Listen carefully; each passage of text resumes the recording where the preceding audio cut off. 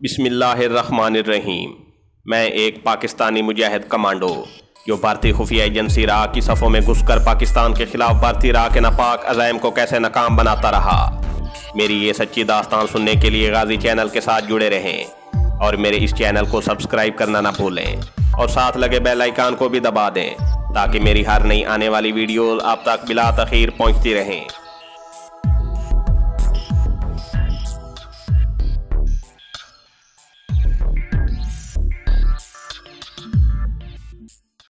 3-4 قدموں کے فاصلے پر اندھیرے میں ایک انسانی سایہ مجھے نظر آیا۔ میں نے جان بوجھ کر کمانڈو خیرباز کا نام نہ لیا کیونکہ یہ کوئی دوسرا آدمی بھی ہو سکتا تھا جسے میرا اصل نام کسی طرح معلوم ہو گیا تھا۔ احتیاط کا تقاضا بھی یہی تھا۔ سایہ میرے قریب آ گیا۔ میں نے اسے پہچان لیا۔ یہ کمانڈو خیرباز ہی تھا۔ وہ کہنے لگا، میں تمہارا انتظار ہی کر رہا تھا، نیچے آ جاؤ۔ تہہ خانے میں آ کر کمانڈو خیرباز نے موم بتی روشن کر دی۔ میں نے اسے بتایا، میں کل تہہ خانے میں آ کر دیکھ گیا تھا، کھڑا الٹا پڑا ہوا تھا۔ میں سمجھ گیا کہ تم آ گئے ہو۔ کمانڈو خیرباز کہنے لگا، میں جبل پور سے جلدی آ جاتا۔ وہاں پہنچنے کے دوسرے ہی دن میں نے کوئلے کی ویران کان کا سراغ لگا لیا تھا، لیکن وہاں جا کر یہ پتہ چلا کہ یہاں سے گائیڈڈ سٹنگر میزائلوں اور ترشول نام کی بڑی توپوں کے گولوں کی بھاری تعداد اسپیشل ملٹری ٹرین میں لوڈ کر کے جموں اور اخنور کے درمیان ایک خفیہ مقام پر پہنچا دی گئی ہے۔ یہ بھی معلوم ہوا کہ یہ خفیہ مقام اخنور کی ایک بلند پہاڑی پر واقع ہے۔ میں نے سوچا کہ انڈین آرمی آزاد کشمیر پر کوئی بہت بڑا حملہ کرنے والی ہے، تو فوراً میں نے فیصلہ کر لیا کہ اس خفیہ فوجی قلعے کا سراغ لگایا جائے۔ چنانچہ میں وہاں سے سیدھا جموں پہنچا۔ وہاں اپنے خاص جاسوس مجاہد سے ملا اور اس کی زبانی معلوم ہوا کہ یہ فوجی قلعہ اخنور کی سب سے بلند پہاڑی پر بنایا گیا ہے۔ یہاں کوئی چڑیا بھی پر نہیں مار سکتی۔ کچھ معلوم نہیں ہو سکتا کہ یہ فوجی قلعہ انڈین آرمی نے آزاد کشمیر پر حملہ کرنے کے واسطے بنایا ہے یا جنگ کی صورت میں مقبوضہ کشمیر کے دفاع کے لیے تیار کیا گیا ہے۔ میں نے مجاہد جاسوس کو بتایا کہ قلعے میں گائیڈڈ سٹنگر میزائلوں کی بھی بھاری تعداد پہنچائی گئی ہے، جو لڑاکا اور بمبار طیاروں کے انجنوں کی گرمی کا تعاقب کر کے ان سے ٹکراتے ہیں اور انہیں فضا میں تباہ کر دیتے ہیں۔ اس سے ظاہر ہوتا ہے کہ انڈین آرمی پاکستان کے خلاف کوئی جارحانہ کارروائی کا منصوبہ تیار کر رہی ہے۔ مجاہد جاسوس نے کہا کہ وہ اس کی پوری تحقیقات کر کے ہی کچھ بتا سکے گا۔ وہ ایک دن کے لیے ہمارے جموں ہائیڈ آؤٹ سے غائب ہو گیا۔ دوسرے دن آ کر اس نے بتایا کہ وہ ہزار کوشش کے باوجود اخنور والے بھارتی فوجی قلعے کے بارے میں کوئی نئی معلومات حاصل نہیں کر سکا۔ اس کے بعد میں نے اپنی کوششیں شروع کر دی۔ میں بھی پہاڑی قلعے کے قریب نہ جا سکا۔ ایک جنگی راستہ پہاڑی کی دوسری طرف دریا کی ایک جانب سے ہو کر پہاڑی کے اوپر ضرور جاتا تھا، مگر مجھے اپنے مخبروں نے بتایا کہ وہاں بھی مشین گنوں کے پیرامیٹر یعنی پکے مورچے ہیں۔ یہاں رات کے وقت ذرا سا کھٹکے سے اوپر تلے روشنی کے راؤنڈ فائر ہونے لگتے ہیں، جیسے سارا علاقہ روشن ہو جاتا ہے۔ اس کے بعد میں نے فیصلہ کیا کہ واپس امرتسر جاتا ہوں اور تم سے مشورہ کرتا ہوں، کیونکہ مجھے بھارت سرکار کے ارادے خطرناک لگتے ہیں۔ جو گولے ملٹری ٹرین میں اخنور کے فوجی قلعے میں لے جائے گئے ہیں وہ سب سے بڑی فیلڈ گنوں کے ہیں۔ یہ گنیں بھارت نے حال ہی میں سویڈن سے خریدی ہیں۔ ان کے گولے کا وزن 4 من سے بھی زیادہ ہوتا ہے اور اس کی مار بہت دور تک ہوتی ہے۔ اس توپ کا نام بھارت سرکار نے ترشول رکھا ہے۔ صرف آزاد کشمیر پر حملہ کرنے کے لیے بھارت کو اتنی بڑی اور اتنی دور تک مار کرنے والی توپیں وہاں لے جانے کی ضرورت نہیں تھی۔ مجھے تو ایسا لگتا ہے کہ بھارت بہت جلد پاکستان پر حملہ کرنے والا ہے۔ اب تم بتاؤ کہ تمہارا کیا خیال ہے؟ میں کمانڈو خیرباز کی ساری گفتگو بڑے غور سے سن رہا تھا۔ جب اس نے بات ختم کی تو میں نے کہا، تم نے بڑی تشویشناک خبر سنائی ہے۔ اگر تمہاری اطلاعات صحیح ہیں، جو یقیناً صحیح ہوں گی، تو اس کا مطلب ہے کہ بھارت پاکستان پر حملے کا منصوبہ تیار کر چکا ہے اور ہمارا فرض ہے کہ اس منصوبے کا پورا پتہ چلایا جائے اور ان دور مار توپوں والے قلعے کو ہمیشہ کے لیے نیست و نابود کر دیا جائے۔ کمانڈو خیرباز بولا، یقیناً یہ پاکستان پر حملے کی تیاریاں ہیں، کیونکہ ترشول توپوں کے گولے جیلم سے لے کر سیالکوٹ، گجرات، وزیرآباد اور گجرانوالہ تک کو آسانی سے اپنا نشانہ بنا کر وہاں تباہی مچا سکتے ہیں۔ میرا ذہن بڑی تیزی سے کام کر رہا تھا۔ میں نے خیرباز سے کہا، کمانڈر، اس کے لیے مجھے دلی جانا پڑے گا۔ اگر واقعی انڈین ملٹری ہائی کمانڈ نے پاکستان پر حملے کا کوئی منصوبہ بنایا ہے تو اس منصوبے کی تصدیق دلی سیکریٹریٹ میں ڈیفنس انٹیلیجنس آفس سے ہی ہو سکتی ہے۔ خیرباز نے پوچھا، وہاں سے تم کیسے پتہ چلاؤ گے؟ میں نے کہا، یہ بات تم مجھ پر چھوڑ دو، لیکن تمہیں میرے ساتھ ابھی دلی چلنا ہوگا۔ خیرباز بولا، میں تیار ہوں، پاکستان کی سلامتی کی خاطر میری جان بھی حاضر ہے۔ میں نے غور کرنے کے بعد کمانڈو خیرباز سے پوچھا، تم دلی تو پہلے ضرور گئے ہوگے، کیوں نہیں؟ 2-3 بار جا چکا ہوں۔ وہاں اپنا کوئی خاص آدمی موجود ہے کیا؟ کمانڈو خیرباز نے جواب دیا، عبدالغنی نام کا ایک حریت پسند مجاہد وہاں 2 سال سے رہ رہا ہے۔ ہم اس کے پاس جتنے دن چاہیں جا کر چھپ سکتے ہیں۔ میں نے کمانڈو خیرباز سے کہا، مجھے اپنے مجاہد جاسوس کا ایڈریس بتا دو۔ تمہاری میری ملاقات اب دلی میں مجاہد جاسوس کے ہاں ہی ہوگی۔ تم کب دلی پہنچو گے؟ میں نے جواب دیا، میں صبح صبح یہاں سے کوئی فلائٹ پکڑ کر دلی نکل جاؤں گا، کیونکہ میرا کام ایسا ہے کہ مجھے وہاں وقت لگے گا۔ تم بے شک ٹرین کے ذریعے دلی آ جانا۔ میں نے اسے بال ٹھاکرے کے دیے ہوئے روپاؤں میں سے 500 روپے نکال کر دیتے ہوئے کہا، یہ تم اپنے پاس رکھو، تمہیں ضرورت ہوگی۔ کمانڈو خیرباز بولا، نہیں نہیں دوست، میرے پاس پیسے ہیں۔ میں نے کہا، یہ بال ٹھاکرے کا مال ہے، اس کو بے درے خرچ کرو۔ ہم تھوڑی دیر مزید وہاں بیٹھے اخنور کے فوجی قلعے کی مورچہ بندی کے بارے میں گفتگو کرتے رہے۔ اس کے بعد میں اس سے رخصت ہو کر اندھیری سرد رات میں واپس چل پڑا۔ دوسرے دن 9 بجے والی امرتسر دلی فلائٹ میں مجھے ایک سیٹ مل گئی۔ میں دلی پہنچ گیا۔ میرا ذہن سخت الجھن میں مبتلا تھا۔ اخنور کے قریب پہاڑی قلعے کی مورچہ بندی یقیناً پاکستان کے خلاف تھی۔ میں اس وجہ سے پریشان تھا اور اس کی اصل حقیقت معلوم کرنا چاہتا تھا۔ مجھے یہ پریشانی نہیں تھی کہ اخنور کے قلعے کی تفصیلات کیسے حاصل کر سکوں گا، یہ میرے لیے اتنی زیادہ دقت طلب بات نہیں تھی۔ پریشانی صرف اس بات کی تھی کہ اگر واقعی بھارت پاکستان پر ایک بار پھر حملہ کرنے کے عزائم رکھتا ہے تو نہ جانے اس نے اس قسم کی قلعہ بندیاں کہاں کہاں قائم کی ہوں گی۔ مجھے اپنی پاک آرمی کی جرأت و دلیری اور پیشہ ورانہ فوجی مہارت اور پاک آرمی کے افسروں سے لے کر جوانوں تک کے جذبہ حریت اور ان کی فوجی صلاحیتوں پر پورا بھروسہ تھا، لیکن بھارت کے پاس پھونکنے کو بے شمار اسلحہ تھا۔ اس نے چین کا ہوا دکھا کر امریکہ اور روس سے بے پناہ اسلحہ لے رکھا تھا۔ اس کے علاوہ دوسرے ملکوں سے دنیا کی سب سے بڑی توپیں ترشول بھی خرید رکھی تھیں۔ پاکستان کے پاس اتنا دفاعی بجٹ نہیں تھا۔ بھارت اتنے زیادہ اور ملک سے اکٹھے کیے ہوئے اسلحہ کے زور پر پاکستان کو کافی نقصان پہنچا سکتا تھا۔ اسی وجہ سے میں پریشان تھا۔ یہ میں طے کر چکا تھا کہ میرے سامنے جہاں جہاں بھارت کی پاکستان کے خلاف قلعہ بندیاں آئیں گی میں انہیں سلامت نہیں رہنے دوں گا۔ مجھے یہ بھی معلوم تھا کہ مجھے اتنی جلدی شہید بھی نہیں ہونا۔ جب تک میں پاکستان کے خلاف استعمال کی جانے والی ساری قلعہ بندیوں کا سراغ لگا کر انہیں تباہ نہیں کر لیتا، میں نہیں مروں گا۔ میں دشمن کی کمر توڑ کر مرنا چاہتا تھا، اگر واقعی مجھے مرنا ہی تھا۔ دلی میں آ کر میں نے ایئرپورٹ سے ڈیفنس انٹیلیجنس کے چیف مسٹر کوہلی کو اس کے خفیہ نمبر پر فون کیا اور اسے بتایا کہ میں دلی میں ہوں اور اس کے پاس آ رہا ہوں۔ اس نے کہا، بتائیے دھرم چند جی مہاراج، میں اپنے کمرے میں ہی ہوں، پلیز۔ میں نے ٹیکسی لی اور سیدھا دلی سیکریٹریٹ کے بڑے داخلہ گیٹ پر پہنچ گیا۔ میرے پاس خفیہ شناختی کارڈ موجود رہتا تھا۔ یہاں اپنا سیکرٹ نمبر L-211/T دکھانے کی ضرورت نہیں تھی۔ خفیہ شناختی کارڈ مجھے بال ٹھاکرے کی ذاتی سفارش پر بھارت کے محکمہ دفاع نے ہی ایشو کیا ہوا تھا۔ سیکریٹریٹ میں ہی ڈیفنس انٹیلیجنس کا بلاک ہے۔ مسٹر کوہلی میری راہ دیکھ رہا تھا۔ بال ٹھاکرے نے میزائل سینٹر کی تباہی کے بعد ان لوگوں پر عذاب نازل کر رکھا تھا اور کوہلی کو معلوم تھا کہ میں بال ٹھاکرے کا خاص آدمی ہوں۔ یہ بات ڈیفنس انٹیلیجنس کے سیکرٹری اور دوسرے عہدیداروں سے بھی چھپی ہوئی نہیں تھی۔ مسٹر سریندر کوہلی اٹھ کر مجھ سے ملا، پرتھوی میزائل سینٹر کی تباہی پر سخت افسوس کا اظہار کرنے لگا۔ سر، یہ ساری سازش پاکستانی ایجنٹوں کی تھی۔ میں اس موضوع پر ڈیفنس انٹیلیجنس چیف سے زیادہ بات نہیں کرنا چاہتا تھا۔ ہمیں زیادہ بات کرنے کی اجازت بھی نہیں ہوتی، اس لیے کمانڈو جاسوس بہت کم گو ہوتا ہے۔ وہ دوسروں کی زیادہ سنتا ہے اور اپنی بہت کم کہتا ہے۔ علاوہ ازیں اس وقت میں مسٹر سریندر کوہلی سے اخنور کی پہاڑی قلعہ بندیوں کا راز معلوم کرنے کے لیے آیا تھا۔ مجھے گر آ گیا ہوا تھا کہ اپنے مطلب کی بات کس طرح معلوم کی جاتی ہے، اور پھر یہ لوگ تو مجھے بھارت کا بڑا ذمہ دار اور محنتی دیش بھکت سمجھتے تھے، جس کا تعلق بھارت کی انتہا پسند ہندو جماعت شیو سینا سے تھا۔ میں نے پاکستان کی فوجی تیاریوں کے بارے میں باتیں شروع کر دیں اور کہا، مسٹر کوہلی، تم یہاں کمرے میں بیٹھے ہو، ہم اندر باہر پھرتے رہتے ہیں، ہمیں ہر طرح کی خبر رکھنی پڑتی ہے۔ ہمیں خبر ملی ہے کہ پاکستان کو باہر سے بڑا اسلحہ مل رہا ہے جسے وہ بھارت کے خلاف استعمال کرے گا۔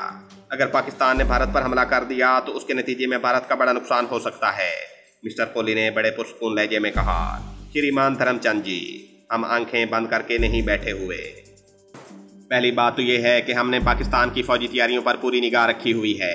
دوسری بات یہ ہے کہ ہم نے بھارت پر پاکستان کے حملے کی صورت میں اپنے دفاع اور جوابی حملے کے سلسلے میں پورا بندوبست کر رکھا ہے۔ میں نے سریندر کوہلی کو کریدتے ہوئے کہا، آپ کی انٹیلیجنس کی اس بارے میں کیا رپورٹ ہے؟ کیا پاکستان کشمیر پر حملہ کرنے والا ہے؟ ڈیفنس انٹیلیجنس چیف مسکرانے لگا۔ سر، اول تو پاکستان ایسی بے وقوفی کبھی نہیں کرے گا۔ اگر اس نے ایسی بے وقوفی کر بھی دی تو ہم اسے ایسا جواب دیں گے جسے وہ ساری عمر یاد رکھے گا۔ میں نے اس شخص سے راز کی بات نکلوانے کی خاطر کہا، کیا آپ لاہور اسلام آباد پر ایٹم بم چلا دیں گے کیا؟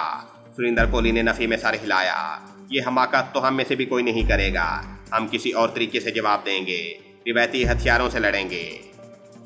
مجھے یہ معلوم کرنے کی ضرورت نہیں تھی کہ بھارت نے اخنور میں زبردست قلعہ بندی کر کے ترشول توپیں اور سٹنگر میزائل لگائے ہوئے ہیں۔ میں یہ معلوم کرنا چاہتا تھا کہ کیا واقعی پاکستان پر بھارت کی جانب سے کسی فوجی حملے کی تیاریاں ہیں۔ میں نے کہا، اس سے بہتر ہے کہ ہم ایک ہی بار پاکستان پر بھرپور طریقے سے چاروں طرف سے چڑھائی کر دیں۔ آخر ہماری نفری زیادہ ہے، ہمارے پاس بے شمار اسلحہ ہے، پاکستان چھوٹا ملک ہے، کب تک ہمارا مقابلہ کر سکے گا؟ سریندر کوہلی بھی ایک تجربہ کار اور منجا ہوا انٹیلیجنس آفیسر تھا۔ اگرچہ اس کو معلوم بھی تھا کہ بھارت پاکستان پر حملے کا پروگرام بنا چکا ہے، تب بھی اس نے ہاتھ نہ پکڑایا اور میرے سوال پر بڑی ڈپلومیسی سے بولا۔ میں نے 2-3 بار مختلف زاویوں سے بات کر کے بڑی چلاکی سے پاکستان پر حملے کی تیاریوں کی بابت معلوم کرنا چاہا، مگر سریندر کوہلی ہر بار مجھے چکمہ دے گیا۔ اس نے کسی قسم کا کوئی اقرار نہ کیا۔ میں نے موضوع تبدیل کر دیا اور بال ٹھاکرے کے بارے میں باتیں کرنے لگا کہ میزائل سینٹر کی تباہی کی خبر سن کر ٹھاکرے جی کس قدر پریشان ہوئے اور انہیں کس قدر غصہ آیا تھا۔ کوہلی صاحب، میں نے پہلے ہی سراغ لگا کر ٹھاکرے جی کو بتا دیا تھا کہ مسٹر چکرورتی پاکستانی ایجنٹوں سے ملا ہوا ہے۔ آخر میری بات سچ نکلی۔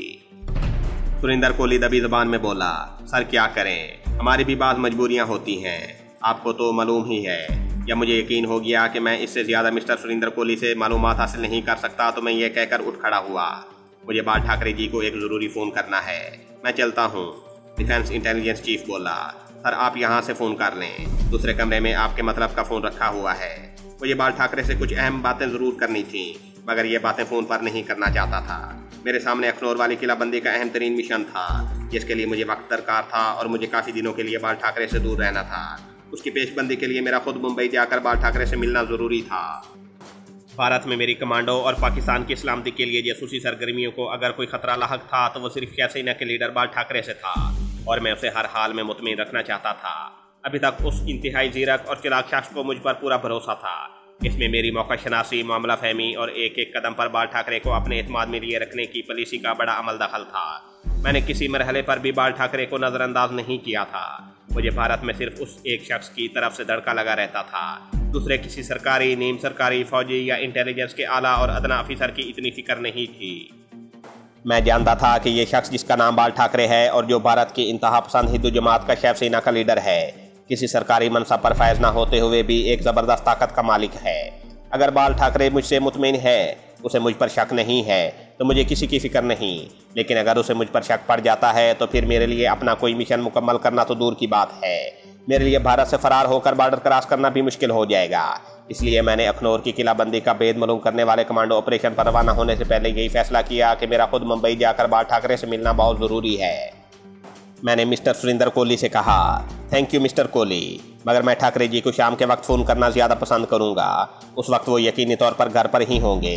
مسٹر کوہلی سے رخصت ہو کر میں دلی سیکریٹریٹ کے خوشنما لانوں کے درمیان سے گزرتا ہوا بڑے گیٹ سے باہر آ گیا۔ دھوپ خوب نکلی ہوئی تھی، جس کی وجہ سے سردی کا احساس کم ہو گیا تھا۔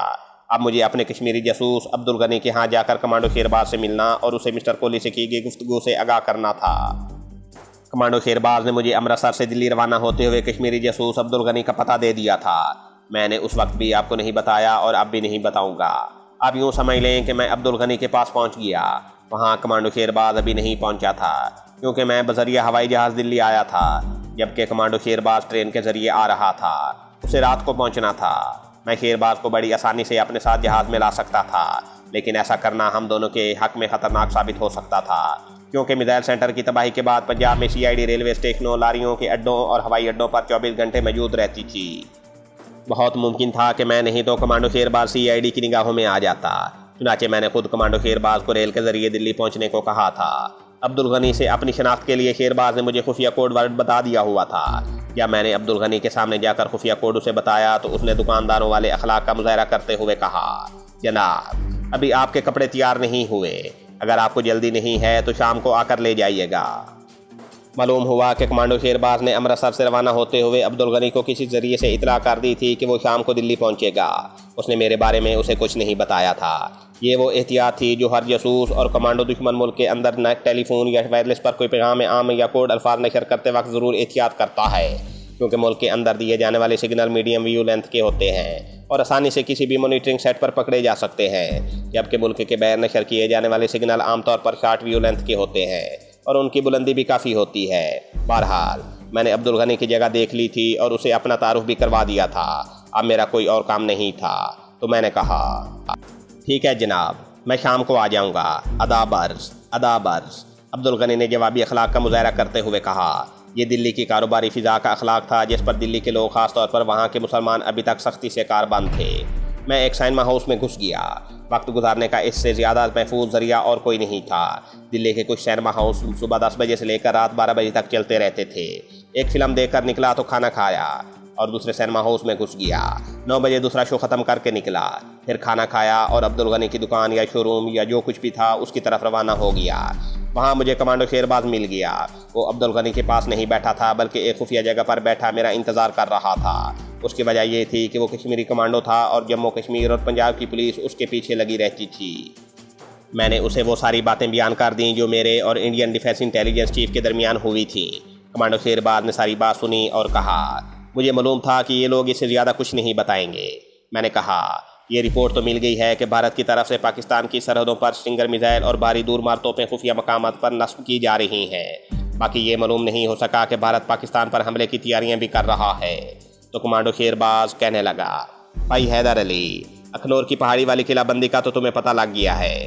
یہ بھی ہمیں معلوم ہو چکا ہے کہ وہاں ترشول نام کی بھاری دور مار توپیں نصب ہیں اور آزاد کشمیر کے علاوہ پاکستان کے شہر جیلم، گجرات، وزیر آباد اس کی زد میں ہیں۔ سب سے پہلے ہم ان کو تباہ کریں گے، اس کے بعد دوسری قلعہ بندی کا بھی سراغ لگا لیں گے۔ کمانڈو شیرباز کا مشورہ بالکل صحیح اور بر وقت تھا۔ اگرچہ بھارت میں میرا مشن بنیادی طور پر پاکستان میں اسمگل کیے جانے والے بھارتی دہشت گردوں کا خاتمہ کرنا تھا اور وہ میں کر بھی رہا تھا۔ اس کے باوجود اگر مجھے کوئی اس قسم کی تنصیبات نظر آ جاتی ہیں یا ان کا سراغ مل جاتا ہے جو پاکستان یا آزاد کشمیر کے شہروں کو تباہ کرنے کے لیے بھارت نے نصب کر رکھی ہو، تو میں اسے بھی نظر انداز نہیں کر سکتا تھا۔ اخنور کی قلعہ بندی اس کی واضح مثال تھی۔ یہ قلعہ بندی پاکستان کے خلاف تھی۔ اس کے اندر سٹنگر گائیڈڈ میزائل پاکستانی شاہینوں کے ہتھیاروں کو فضا میں تباہ کرنے کے لیے اور بھارتی توپیں پاکستان کے شہروں پر گولہ باری کرنے کے لیے لگائی گئی تھی اور ان کا تباہ کرنا بہت ضروری ہو گیا تھا۔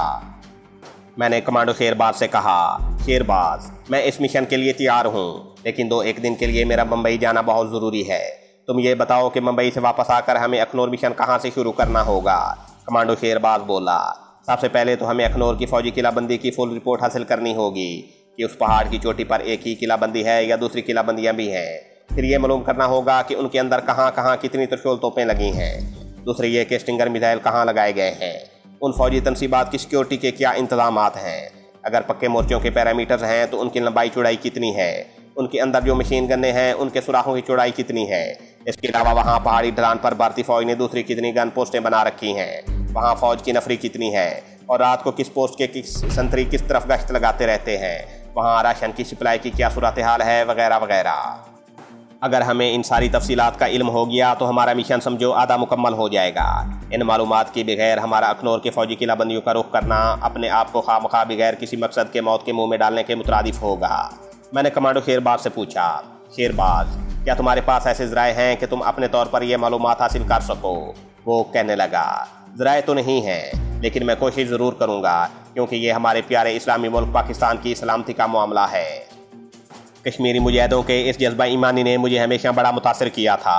میں نے کہا، اس کوشش میں بھی تمہارے ساتھ ہوں گا۔ مجھ سے جو کچھ ہو سکا وہ بھی کروں گا اور جو نہیں ہو سکتا اسے بھی کرنے کے لیے اپنی جان لڑا دوں گا۔ کمانڈو شیرباز نے پوچھا، تم بمبئی کب جانا چاہتے ہو؟ میں نے جواب میں کہا، میں اس بار ریل گاڑی سے نہیں بلکہ ہوائی جہاز سے بمبئی جاؤں گا۔ میرے پاس کافی رقم ہے، دوسرے ہمارے پاس اتنا وقت بھی نہیں ہے۔ اس نے پوچھا، تم کل ممبئی گئے تو واپس کب تک آ جاؤ گے؟ میں نے جواب دیا، زیادہ سے زیادہ 2 دن وہاں رہوں گا، اس سے زیادہ نہیں۔ ٹھیک ہے، شیرباز بولا، میں اتنے دن یہاں دلی میں ہی چھپا رہوں گا۔ تم جب ممبئی سے واپس آؤ تو میرے پاس اسی ہائیڈ آؤٹ میں آ جانا، میں دن کے وقت تمہیں اسی جگہ میں ملوں گا۔ وہ رات میں نے دلی کے ایک اعلیٰ درجے کے ہوٹل میں بسر کی۔ دوسرے دن انڈیا کی ایک ہوائی سروس کے آفس میں پہنچ کر معلوم کیا کہ ممبئی کو کون سی فلائٹ کس وقت جاتی ہے۔ ایک فلائٹ 11 بجے دن کی تھی، اس میں مجھے ایک خالی سیٹ مل گئی۔ میں نے ٹکٹ لے کر کنفرم کروا لی اور ہوٹل میں آ گیا۔ 10:30 بجے دلی ایئرپورٹ پر پہنچ گیا۔ فلائٹ رائٹ ٹائم پر تھی۔ ممبئی کے آسمان پر بادل چھائے ہوئے تھے۔ جہاز بارش میں بھیگتا ہوا ممبئی کے ایئرپورٹ پر اترا۔ مجھے بمبئی کی بارش بڑی اچھی لگی۔ ایئرپورٹ سے ٹیکسی لے کر شیو سینا کے دفتر آیا تو معلوم ہوا کہ بالاجی راؤ بنگلور گیا ہوا ہے۔ بال ٹھاکرے بمبئی میں ہی تھا۔ میں نے اسی وقت بال ٹھاکرے کو فون کیا اور بتایا کہ میں جلندھر سے واپس آ گیا ہوں اور جو تفصیلات میں نے معلوم کی ہیں ان کی رپورٹ پیش کرنا چاہتا ہوں۔ بال ٹھاکرے کی تھکی تھکی آواز آئی، رات 8 بجے آ جانا دھرم چند۔ یہ کہہ کر اس نے فون بند کر دیا۔